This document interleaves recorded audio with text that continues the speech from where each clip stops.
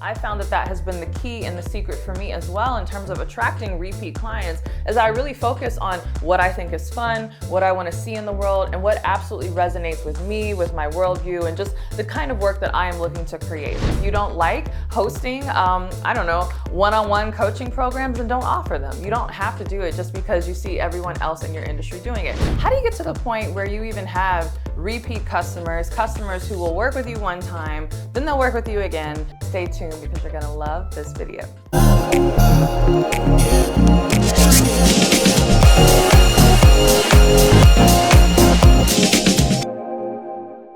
Hey, CourtneyLSanders here. Welcome back to my channel. If you're new to me, I'm a full-time online life and business coach as well as wife and mom. I wear all the hats and do all the things, and there's literally no better proof of that, right? I know some of you in the comments are like, does she really wear all the hats and do all the things? How does she do this? Well, I'm doing all the things, not in my normal office, but here in what used to be sunny. Today it's raining, but typically this time we've been here, it's been sunny, Cape Town, South Africa. So you've seen several of my videos leading up to this point. I think I even did one video where I was on 3 hours of sleep, and I explained in the video that I was up at midnight dealing with travel arrangements and speaking to everyone here in Cape Town on South Africa time. So I'm really excited to be shooting this video here. And I thought, just in the spirit of this amazing retreat and all the people who have attended this retreat, my inaugural international retreat, I thought it'd be fun to talk about how do you get to the point where you even have repeat customers who will work with you one time,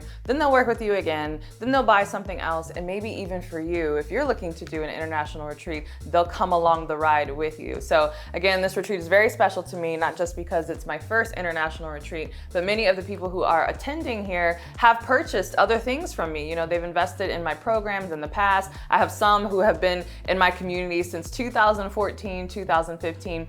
Some of them, this is actually the first time that they're meeting me in person, if you can believe it. And they traveled halfway across the world. I think on the airplane it said something like 6,000 or 7,000 miles. Many of us had 14-hour, 15-hour flights all the way to come here and to have this experience with me. So if you're wondering, how do I do that? How can I create a customer base and just lifelong clients where they'll want to do all the different things that I offer and join me and all the different experiences that I create for them? So if that's something that you're curious about, maybe you're a coach or a personal brand and you want to do your own retreat, international or otherwise, stay tuned because you're going to love this video. All right, so the first thing that I really focus on, not just to quote unquote get clients to come to my retreat, but really to create an environment where clients want to stay with me and they want to do multiple things with me. And that is, I don't focus on what I think will work. I focus on what is really authentic to me. And one great example of this actually comes from Oprah Winfrey. So I've been reading a lot of biographies and different interviews from Oprah, as I also aspire to create, you know, a mogul empire and would just love to learn her business lessons. And one lesson that she talked about early on in her show, her talk show, the Oprah Winfrey Show, was that they actually had a cooking show that was quite popular. So she said this cooking show was sponsored by different advertisers and it was really fun with the audience. And she even had it where it was a cooking competition as a segment on her show, and someone in that segment actually won $1 million for their cooking. So what was the problem?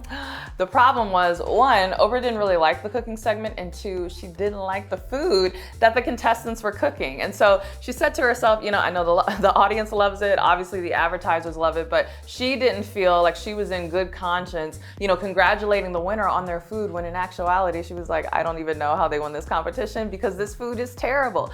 In fact, she felt like she had a hard time even keeping a straight face when sampling the food and awarding the winner. And so even though it was a very popular segment, she said, you know what, I am scrapping this. She told her producers, we will no longer have a cooking show segment.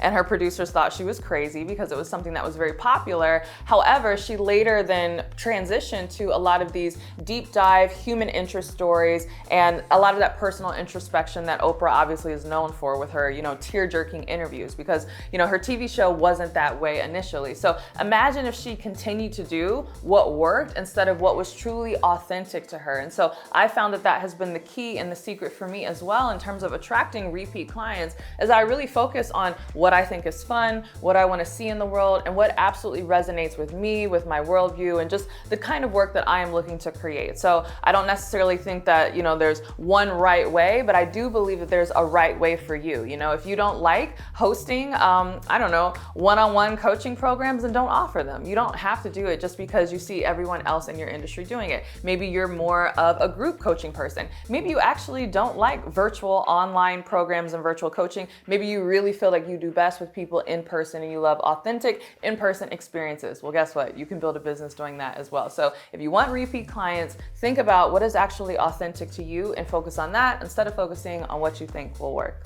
All right, so the second thing that I've not only done and focused on in my business, but I really encourage my clients to do as well, and that is focus on a mission that is bigger than you and that is even bigger than making money in your business. In fact, this is something that we talked about a bit on this very retreat with the clients who attended, and so if they're watching this video, they'll know how apropos that is. But again, if you have aspirations of doing your own retreats or just having people who join multiple programs that you have to offer, you have to understand that you want to not just have people buy from you, but you want to have people buy into you. In fact, you want to have people buy into your vision. And it's very difficult to have a vision if the only thing you're focused on is how can I, create something, how can I sell something that's ultimately going to make money. So you really want to think about what is the broader mission that I am here to do? What do I feel like I've been put on this earth? What is my God-given mission? And how can I incorporate that in my business so that at the end of the day, yes, people, they might like my coaching programs or they might like the products that they offer, but they really like the vision that I have about what I feel the world should look like. They really like how I am trying to create a movement essentially around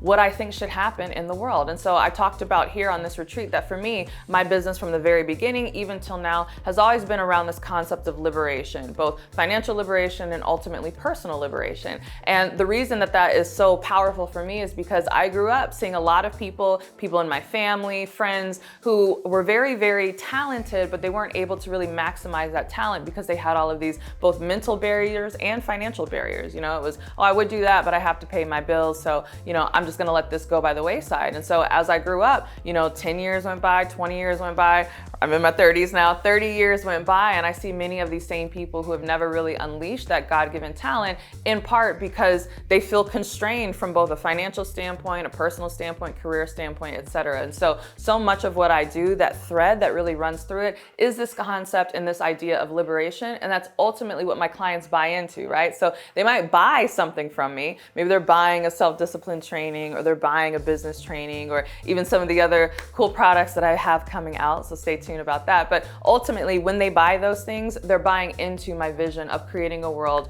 where women and men and just people in general are liberated on an economic and a personal front to truly pursue their dreams and pursue their God-given purpose. All right, the third thing that I do, and I talk about this all the time, especially in my Nail Your Niche challenge. So by the way, if you're struggling with your niche, or you're like, I would have repeat clients, but I feel like I'm all over the place. Sometimes I'm selling this, sometimes I'm selling that. You absolutely need to join my Nail Your Niche challenge. I cannot promise it's gonna be free forever. This is a bit of an experiment that I've been doing, but it's a 5-day live challenge where I walk you through the process of absolutely nailing your niche. So at the end of the Nail Your Niche challenge, you'll know exactly what you're doing. So if that's something that's of interest to you, go ahead and click the link below while it's still available. But it's this concept of always investing in yourself and always be moving forward. And my clients will tell you this, and they've told me this. They're like, part of the reason why we're jumping on your new programs or jumping into something new that you have to offer is because we see how much you personally are growing yourself. And that is true.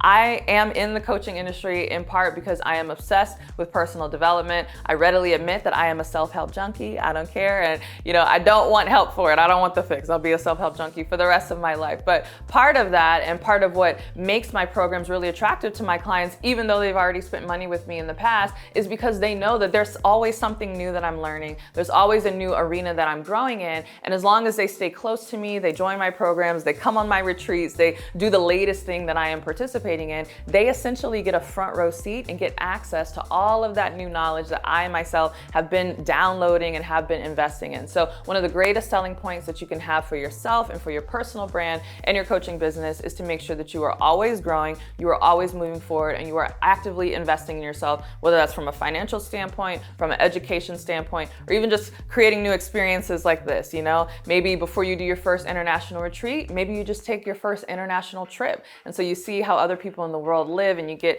soaked up in that culture. And again, your community will say, wow, look at all these steps that this person is taking. We are really inspired and we want to be close to you because we want to go along the journey with you. All right, thanks so much. I hope you enjoyed this video from, again, beautiful South Africa. If you did, don't forget to give it a thumbs up and subscribe. And if you want even more where this came from, make sure you're following me on my podcast, The Courtney Sanders Show, on both iTunes and Spotify. And if you can't wait for my next podcast episode or my next YouTube video, make sure you are following me on Instagram. It's CourtneyLSanders on Instagram. If you follow me right now, you'll see a lot of the behind the scenes of this amazing trip. And with that, I'll see you in the next video. Bye.